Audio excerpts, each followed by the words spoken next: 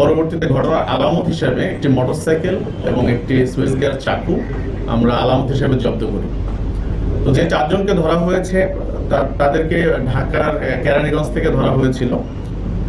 চারজনের নাম হলো মুন্না, আক্তার, মিরাজ এবং নয়ন ওরফে খোকন। তো আসামিদের জিজ্ঞাসাবাদে আমরা যতটুকু প্রাথমিকভাবে জেনেছি যে এই আক্তার এবং এই আমাদের যে ভিকটিম আসাদুল ওরফে লম্বু আসাদ, তাদের মধ্যে একটি মারামারির ঘটনা ঘটে বেশ কিছুদিন পূর্বে, যেটির প্রেক্ষিতে আক্তার লম্বু আসাদকে আসামি করে একটি মামলা করে। পরবর্তীতে এই মামলায় আমাদের ভিকটিম পুলিশের কাছে অ্যারেস্টও হয়েছিল এবং জেলও খাটে। পরে কিছুদিন আগে জামিনে মুক্তি পেয়ে এই ভিকটিম বের হয়ে আসার পরে এই ঘটনার রেশ ধরে সেই সাথে এই আক্তারের সাথে আগের টাকা পয়সা সংক্রান্ত একটি বিরোধ তার ছিল।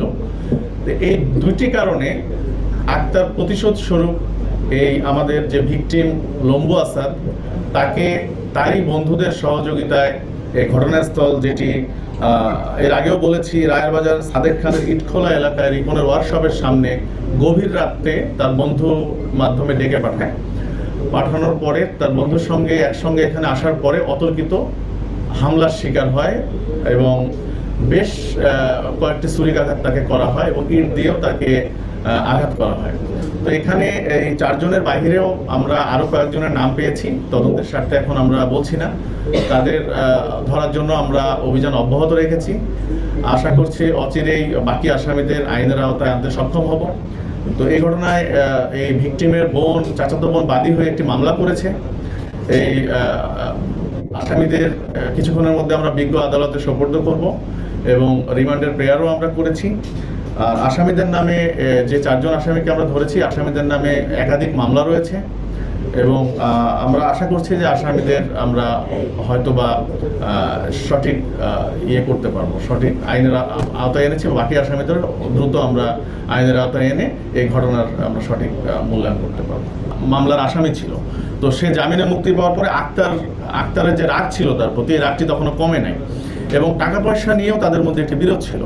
তো এই ভিকটিমকে তার বন্ধু, এরা সবাই তার পরিচিত, তার বন্ধুর মাধ্যমে এই গভীর রাতে এই জায়গাতে ডেকে আনা হয়। একটি জরুরি সলা পরামর্শ অথবা আলাপ রয়েছে, এরকম একটি তথ্য দিয়ে তাকে নিয়ে আসা হয়। তারপরে অতর্কিত তাকে হামলা করা হয়। আপনারা অনেকে হয়তো সিসি ক্যামেরা ফুটেজ দেখেছেন যে তাকে তার যে বন্ধুটি ডেকে নিয়ে আসছে তাকে ঘাড়ে হাত দিয়ে কিন্তু তাকে নিয়ে যাচ্ছিল। তারপর নিয়ে যাওয়ার কিছুক্ষণ পরে কিন্তু আশপাশ থেকে কয়েকজন এসে তাকে অতর্কিত হামলা করে এবং ইট দিয়ে আঘাত করে, ছুরিকে আঘাত করে। এই বিষয়গুলো কিন্তু আমরা অনেকেই সোশ্যাল মিডিয়ার মাধ্যমে আমরা দেখেছি। তো মোটিভ হলো টাকা পয়সা এবং পূর্বের একটি মামলার জের। আমরা যতটুকু পেয়েছি, ভিকটিমের নির্দিষ্ট কোনো পেশা নেই। সে বিভিন্নভাবে তার জীবনযাপন করত, যখন যে কাজ পেয়েছে সেই কাজ করে সে জীবিকা নির্বাহ করেছে।